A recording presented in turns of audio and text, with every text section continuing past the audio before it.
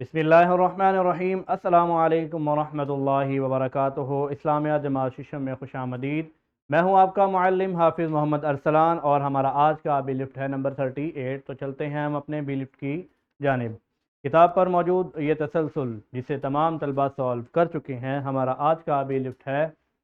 نبی کریم خاتم النبیین صلی اللہ علیہ وسلم کے افعائے عہد کے حوالے سے صحابہ کرام کی تربیت کے بارے میں حقائق کیا سمجھ سکیں، افعائے عہد کے معاشرتی فوائد اور عہد شکنی کے نقصانات کا جائزہ لے سکیں۔ پیارے بچوں، آج کا ہمارا لیکچر جو ہے وہ نبی کریم صلی اللہ علیہ وسلم کے حوالے سے صحابہ کرام کی تربیت ہے، یعنی کہ آپ علیہ السلام نے افعائے عہد کا خود کس طرح سے مظاہرہ کیا اور پھر اپنے اصحاب کی کیسے تربیت کی کہ وہ اصحاب بھی بعد میں چل کر افعائے عہد کے کاربند بنے۔ پیارے بچوں، نبی کریم صلی اللہ علیہ وسلم کوئی بھی عمل کرتے تو وہ صرف قولی عمل نہیں ہوتا تھا، بلکہ وہ آپ علیہ السلام حکم بھی دیتے اور ساتھ عمل کر کے بھی بتلایا کرتے تھے۔ یعنی کہ آپ علیہ السلام نے محض باتوں سے نہیں بلکہ اپنے قول اور فعل، یعنی کہ آپ فرمان بھی جاری کرتے اور آپ عمل بھی کر کے بتاتے اپنے اصحاب کو تربیت کے حوالے سے۔ یعنی کہ آپ علیہ السلام نے اگر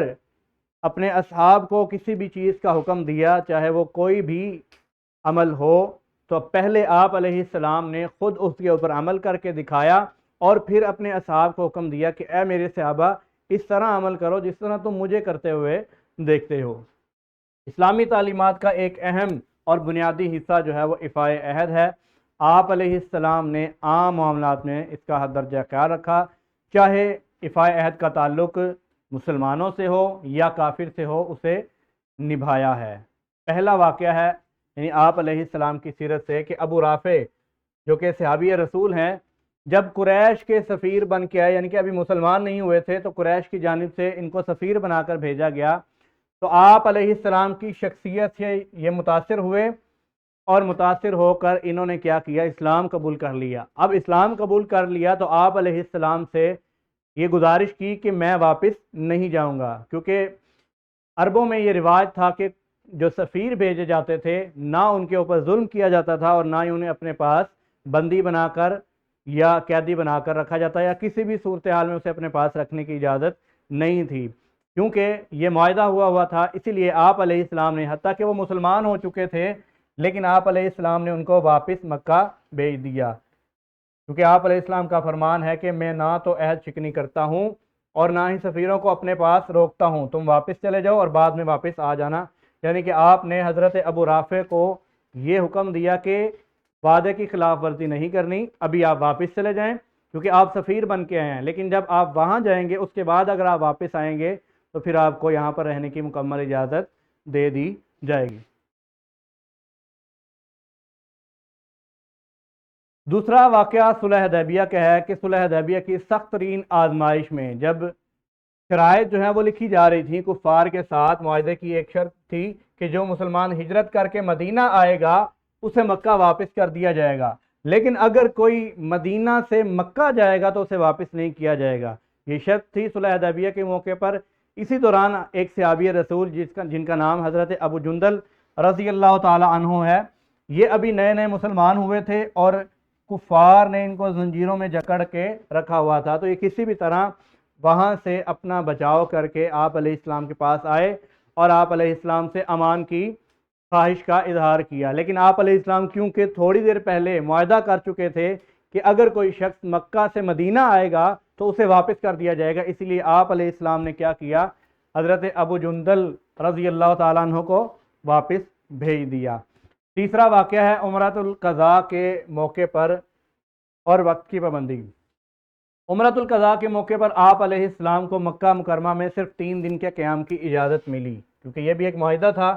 جب حضرت علی رضی اللہ تعالیٰ عنہ نے خبر دی کہ 3 دن کی مدت جو ہے وہ پوری ہو چکی، تو آپ علیہ السلام نے کیا کیا، فوراً مکہ سے کوچ کر کے، یعنی کہ وہاں پر 3 دن کے قیام کی اجازت تھی، وعدہ ہوا تھا، معاہدہ ہوا تھا، تو معاہدے کی پاسداری کرتے ہوئے آپ علیہ السلام نے 3 دن کے بعد مکہ سے کیا کیا، کوچ کر گئے۔ افعائے عہد اور عہد شکنی میں کیا فرق ہے؟ پیارے بچوں، افعائے عہد کے جو فوائد ہیں اور عہد شکنی کے جو نقصانات ہیں، یعنی کہ وعدوں کو پورا کرنا اور وعدوں کو توڑنا، ان کے بارے میں ہم جانیں گے کہ وعدہ پورا کرنے سے سب سے پہلی بات ہے کہ اللہ تعالیٰ کی رضا اور خوشنودی حاصل ہوتی ہے، معاشرے میں اعتماد اور اعتبار جو ہے وہ باقی قائم ہو جاتا ہے، جس سے کاروباری اور سماجی معاملات میں کیا ہوتا ہے، اضافہ ہوتا ہے، احترام آدمیت کے جذبات فروغ پاتے ہیں اور معاشرے میں باوقار اور عزت دار مقام حاصل ہوتا ہے۔ جبکہ وعدہ توڑنے سے سب سے پہلا جو عمل ہے، اللہ تعالیٰ ناراض ہوتے ہیں، قوموں کی تباہی کا باعث ہے، اور جھوٹ پر مبنی معاشرہ جو ہے اس میں نہ تو انسانی وقار ہوتا ہے، نہ آپس میں محبت ہوتی ہے، اور نہ ہی بھائی چارہ ہوتا ہے، اور وعدوں کو پورا نہ کرنا یہ ایک منافق کی علامت ہے، جیسا کہ رسول صلی اللہ علیہ السلام نے ایک حدیث میں منافق کی جو نشانیاں بیان کی ہیں ان میں ایک نشانی یہ بھی بیان کی ہے کہ منافق کی نشانی یہ ہے کہ جب بھی وہ وعدہ کرتا ہے تو وعدے کو پورا نہیں کرتا۔ وعدے کی پاسداری ایک پرامن معاشرے کی بنیاد۔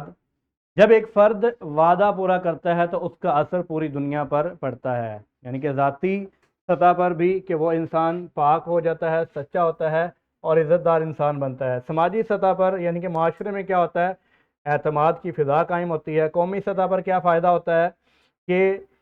ایک ملک کی جو دیگر ممالک کے ساتھ معاہدے ہوتے ہیں اس کی پاسداری کا سبب بنتا ہے۔ جیسے یہاں دیکھیں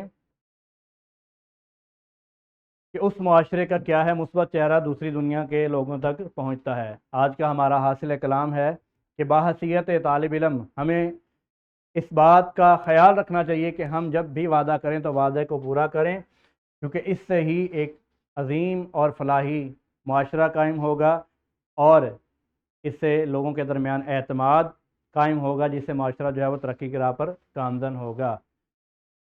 کیا آپ نے، یہ ایک سوال ہے آپ سے، کہ کبھی کوئی ایسا وعدہ پورا کیا ہے جو بہت مشکل تھا؟ کلاس میں طالب علم آپس میں ایک دوسرے کے ساتھ تبادلہ خیال کریں گے، یعنی کہ آپ ایک دوسرے سے سوال کریں کہ آپ کی زندگی میں کوئی ایسا ایک واقعہ رونما ہوا ہے کہ آپ نے کسی سے وعدہ کیا ہو اور اس کی پاسداری کی ہو۔ کتاب پر موجود یہ مرکزیت ہے جسے آپ کلاس میں پڑھیں گے، اسی طرح کتاب پر ہی موجود یہ تدریسی جانچ ہے جسے آپ کمرہ جماعت میں حل کریں گے، اور کتاب تمرین و جائزہ پر اس سبق سے متعلقہ یہ نکھار ہے جسے آپ اپنے گھر سے حل کر کے لائیں گے۔ اپنا خیال رکھیے۔ السلام علیکم ورحمۃ اللہ وبرکاتہ۔ اللہ حافظ۔